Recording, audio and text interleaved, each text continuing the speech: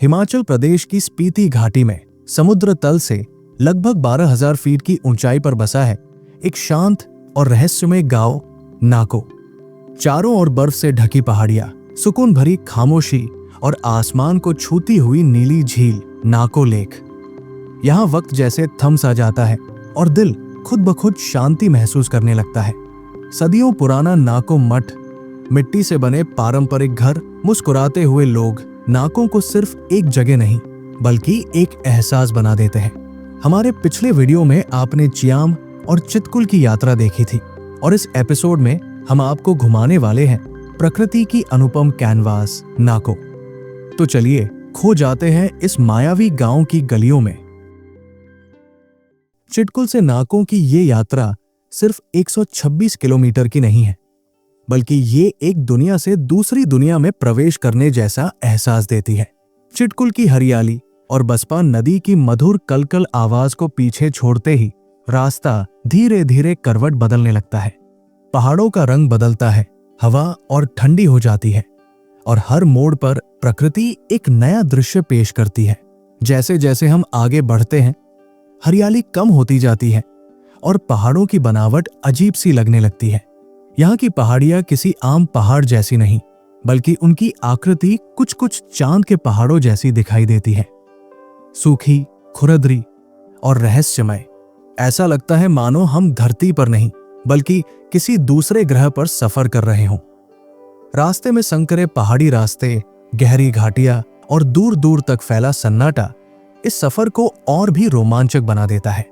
चितकुल से नाको की यात्रा के दौरान हम आकर रुके खाब संगम ब्रिज के सामने। यही वो जगह है जहां सतलुज और स्पीति नदियां एक दूसरे से मिलती हैं।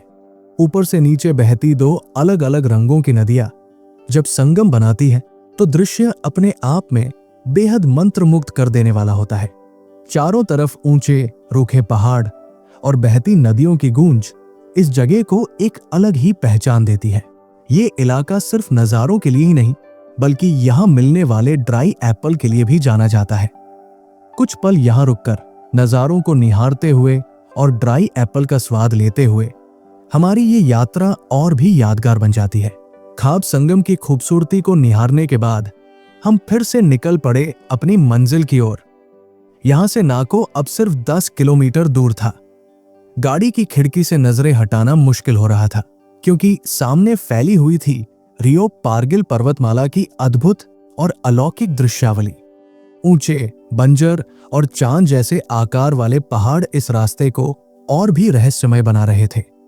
कुछ दूरी तय करने के बाद हमने नेशनल हाईवे नंबर 5 को पीछे छोड़ दिया और प्रवेश किया नाको गांव की ओर जाने वाले रास्ते में। आखिरकार हम पहुंच चुके थे नाको। होटल में थोड़ी देर आराम करने के बाद अब वक्त है बाहर निकलने का। मैं अब नाको लेक देखने आ चुका हूं। चलिए आपको घुमा कर दिखाता हूं। नाको लेक नाको गांव के बीचों बीच स्थित एक शांत और मन को सुकून देने वाली झील है। चारों ओर फैली खामोशी और साफ हवा इसकी खूबसूरती को और बढ़ा देती है। यहाँ बोटिंग की सुविधा भी है, जहाँ झील के शांत पानी पर तैरते हुए आसपास के नजारों का आनंद लिया जा सकता है। झील के चारों तरफ विलो और पॉपुलर के पेड़ कतार में खड़े हैं, जो इस जगह को और भी हरा भरा और आकर्षक बना देते हैं। पहाड़ों की गोद में बसी ये झील नाको की आत्मा जैसी महसूस होती है।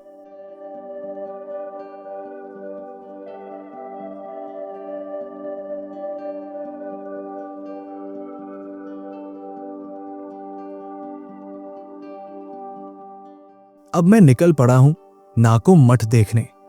मठ तक जाने का रास्ता इस छोटे से गांव की अंदरूनी गलियों से होकर गुजरता है।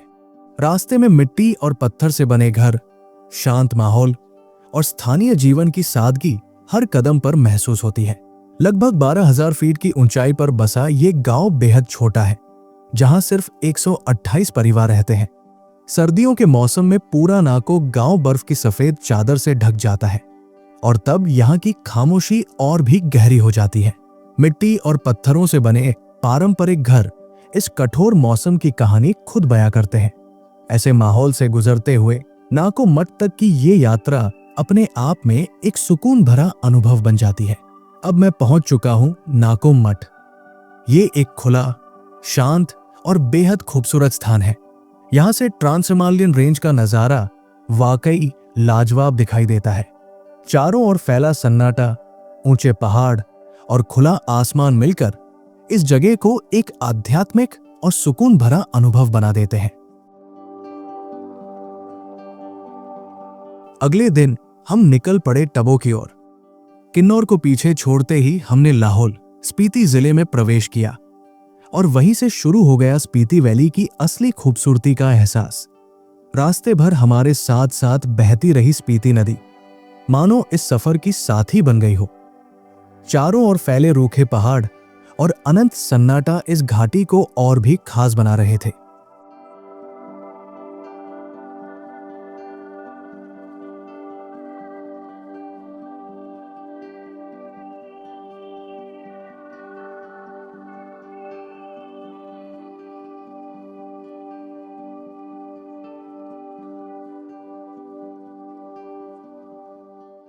स्पीति घाटी की सूनी और रहस्यमय वादियों के बीच समुद्र तल से लगभग 10,760 फीट की ऊंचाई पर स्थित है टबो मठ। ये कोई साधारण मठ नहीं, बल्कि 1000 साल से भी ज्यादा पुराना इतिहास अपने भीतर समेटे हुए एक जीवित धरोहर है। साल 996 ईस्वी में स्थापित ये मठ हिमालय का सबसे प्राचीन कार्यरत बौद्ध मठ माना जाता है। इसे अक्सर हिमालय का अजंता भी कहा जाता है, क्योंकि यहाँ की दीवारों पर बनी प्राचीन भित्ति चित्र और मूर्तियां आज भी अपनी मूल सुंदरता के साथ मौजूद है। चारों ओर फैली स्पीति घाटी की खामोशी, दूर तक दिखते बंजर पहाड़ और नीला आसमान, सब मिलकर इस जगह को आध्यात्मिक ऊर्जा से भर देते हैं। टबो मठ आकर ऐसा लगता है जैसे शोरगुल भरी दुनिया से दूर आत्मा को शांति का एक नया पता मिल गया हो।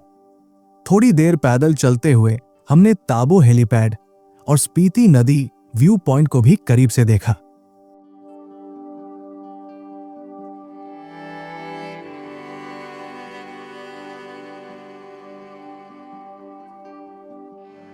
आज यहीं पर इस सफर को खत्म करते हैं। मुलाकात होगी अगले एपिसोड में। तब तक के लिए अलविदा। अपना ख्याल रखें और खुश रहें।